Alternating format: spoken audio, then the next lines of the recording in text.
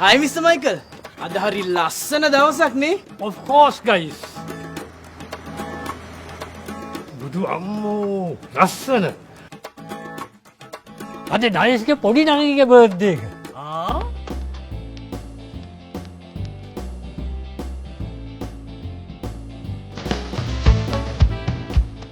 Mr. Michael, අනේ please මට උදව් කරන්න ලස්සන gift එකක් ගෙන්න ගන්න. මෙන්න boy.